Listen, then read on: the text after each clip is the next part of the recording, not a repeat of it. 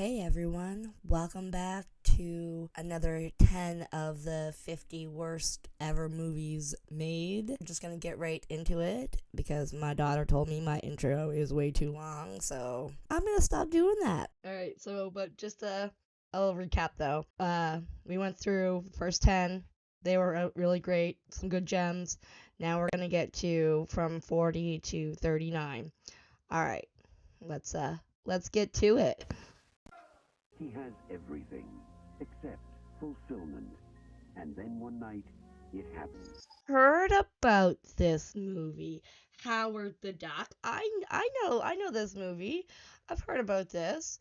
All right, cool. Number 40 on the list of the worst movies of all times belongs to 1986's Howard the Duck. Even though this financial flop was produced by George Lucas, it made less than half of its $37 million budget back. A loss of nearly $21 million. A loss of $21 million. Wow, that's a lot of money. I don't even know what that would look like. Yeah, and George Lucas, he was the one who directed this. Everyone's like probably thinking Star Wars, George Lucas and Star Wars. I'm thinking George Lucas and Land Before Time. That's good shit. It's a good movie. 39. At the end Of World War II, Nazi officials removed the head of Adolf Hitler and sent it to a remote location until the Third Reich was ready to again attempt to rule the world. Now, depending on which section of They saved Hitler's brain. This movie was made in 1968, 20 years after the Second World War. That's too soon. Now, even if this kind of movie came out now, that's too soon. Don't make satire about saving Hitler's brain and until the Third Reich rise up again, especially with the shit that's going on now and all the neo-Nazis and shit. This should be higher in the list of horrible movies. they saved Hitler's brain, you watch. That time could be 1961, when the last half of the film was shot, or 1968, when the first half of the film was made. I suppose you've seen this. What? You're having a field day with this one. A solid 7-year gap between the end and the beginning. Enter Jim Dragon Kelly. He clubbers the mob And Black Belt Jones. Okay, this sounds like an excellent movie. But, I don't know. I think, kind of on the Shaft side, it'd be kind of cool like that. I'm down for this one. Black Belt Jones. Black Belt Jones. I like it. I bet you it's kind of more like a joking kind of Shaft, maybe. That's what I'm thinking. before the classic kung fu film starring Jim Kelly as Black Belt Jones and a cast of other characters with names like Toppy, Big Tuna, Blue Eyes, Yep. Pinky, Marv the Butcher, and Jelly. And kick-ass fighting sequences, Black Belt Jones is probably the only film on the 50 worst list to be so bad, it's good. Yeah, that's what I'm thinking. I'm thinking this. That's exactly what I'm thinking. That this movie is gonna be so bad it's good. I mean, just so it bulges. And the first film in the United States to receive an X rating, as well as one of the lamest movies to come out of the 1960s. Okay, I have to admit, the jingle is great. Greetings, greetings, greetings. Dun, dun, dun, dun, dun, dun. Okay, but seriously, being the first movie to get an X rating, that okay, all right, I'm okay. Yeah, What am I doing here? I them know. That's a good question. Oh my god. Great alligator. That a tourist resort is being built on his sacred domain, he takes the form of a giant alligator, which later we find out is actually a crocodile, and seeks his bloody rampage.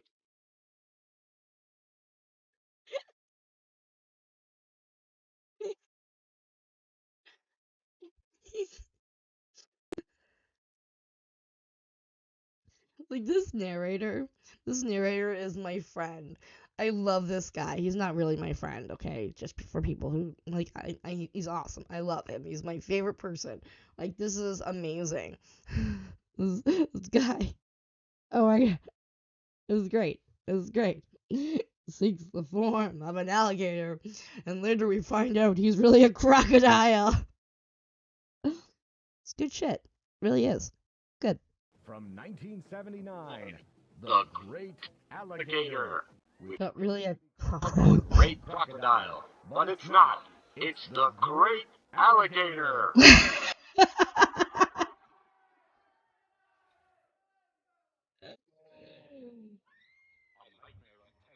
Hillbillies in a haunted house.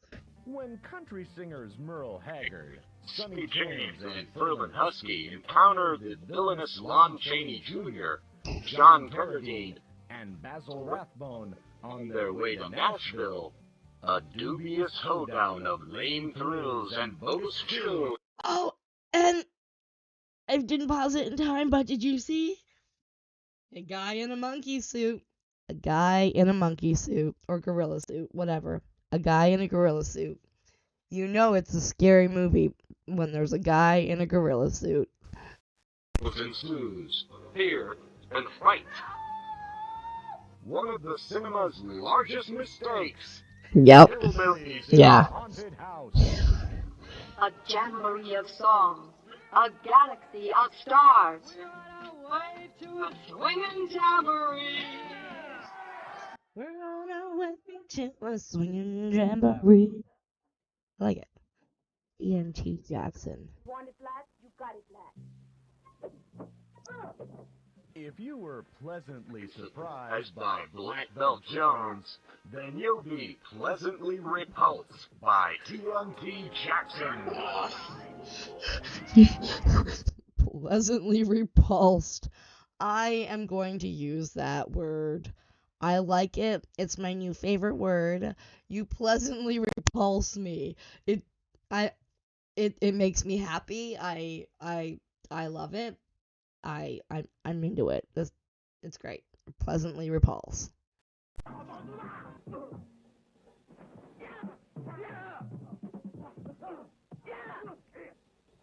not even trying. Another gem from the 1970s karate blaxploitation genre, TNT Jackson stars Playboy playmate Jeannie Bell as a karate expert searching for her brother's killer on the mean streets of Hong Kong. But her journey introduces TNT to many villains, like the dreaded knife guy from the alley, and the two men afraid of a suitcase. And finally ends with the opposing afros, both the good and the bad. Oh my god. Honestly, out of all three, the guy with a knife in the alley, the two men afraid of a suitcase, and the bad afro, I think I would be afraid of the two men and afraid of the suitcase. That would be the worst one for me to. I don't know how I would be able to survive that battle. This TNT Jackson must know exactly how to fight badly. With the swiftness of a deadly cosmic ray, the Earth is invaded by indestructible moon monsters. Their ghastly mission, death for all humans. Robot Monster is so Atrociously bad. that Soon after its release, the movie's director, Phil Tucker, attempted to kill himself with a gun.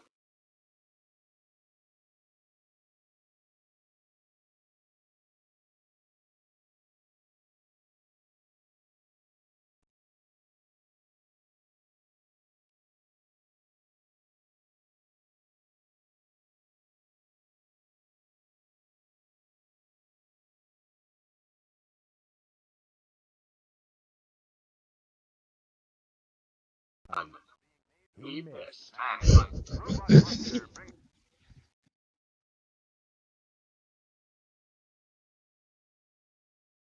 Hey, nope, I'm not laughing. That attempting to unalive yourself is not anything to laugh about. No, that's well, that's a good thing he missed. you an actual preview of the devastating forces of our future. Unsuspected revelations of incredible horrors that will terrify you with their brutal reality. Released in 1953 in 3D, No, that would. the terror and fright instilled by bubble machines, but also the macabre realism of an alien in a gorilla costume with a diver's helmet. There is no escape from me. You know, that's actually really scary, okay? Because remember, we have already established in this 50 worst movies that gorilla suits are scary, okay? Alright? And to put on an alien hat or helmet on top of it, like, yeah, that's like now age Saw kind of horror, okay? That's horror. Very well. I will recalculate. Your death will be indescribable. Fool humans, there is no escape. Hero astronaut Stephen West returns from outer space. His body is melting at an increasing rate. To survive, he must get human cells. He is the Incredible Melting Man. That actually has a really good concept. It does. I like that. I like the man returns from outer space, but he's like melting, so he has to get cells. That's kind of worked before and after. So it must be just the acting and then like the screenplay for it not to land, because like it worked really well in Return of Dr. X with Humphrey Bogart. Like Humphrey Bogart needed type 2 or type 1 because back then it was the blood types wasn't like A, B, B negative, O, no, or AB, right? It doesn't have those anymore. It didn't have that then. It had like type 1, 2, 3, and 4. And Humphrey Bogart's character needed either type 1 or type 4 blood. And he like had to get fresh blood and kill people to get the blood. And then it happened. That's something like vampire kind of concept, and I don't know. Must be the acting. That's all I'm thinking. Acting and the screenplay itself. Even though future Oscar winner Rick Baker designed the special effects for Yeah, those look really awesome. They're running out of everything but room. Firebird 2015, when having a full tank of gas. My really good friend, his father had 2 Firebirds. He had the one had the bird painted on it, and one didn't. They were red.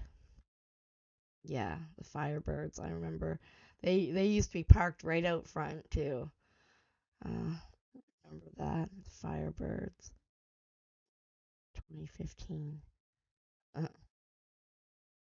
Actually gonna have to message my friend and see if he's seen this movie. I bet you he will love it. In the not-too-distant future, the U.S. government outlaws all gas-burning vehicles, except for the gas-burning vehicles which chase the other gas-burning vehicles in an attempt to stop them.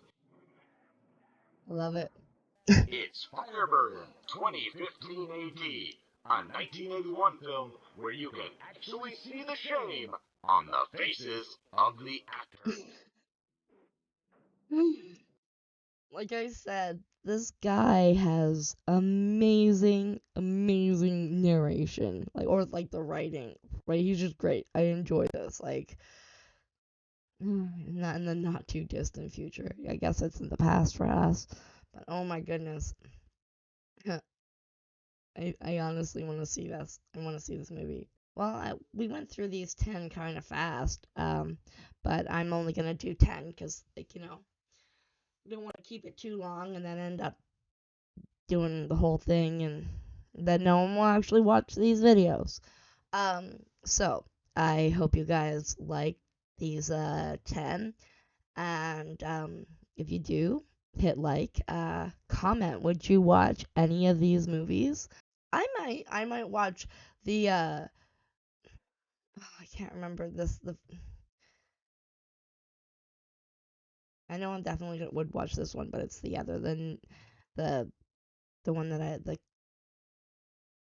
ninja one, not the second one, the first one. I definitely would watch that one. I can't remember the name of it because I have the worst memory in the whole entire world.